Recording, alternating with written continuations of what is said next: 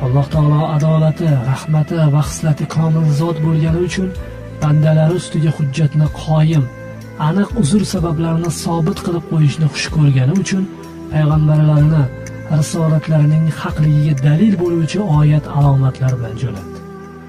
Bandalarning ustiga hujjatning qoyim qilinishi quyidagi qaydlar asosida amalga oshiriladi. Birinchi, hujjat qoyim qilinayotgan shaxsning ana shu haqiqatni bilmasligi imkonsiz bir uzr sababli bo'lsin. Agar u imkonsiz bo'lmasa, yoxud qo'lidan kelsa ham o'zi harakat qilmagan bo'lsa, uning bilmaganligi uzr o'rniga o'tmaydi. Harakat qilmagani va qosirligi uchun javob beradi. Ikkinchi, johilga shar'iy xitob tushunadigan tilda ochiq oydin tarzda imkoni, murodini anglab yetsin. Biroq o'sha bandaning qanoatlanishi yoki haqni inkor etishi shart qilinmagan. Zero bu yolg'iz Allohning qo'lidadir.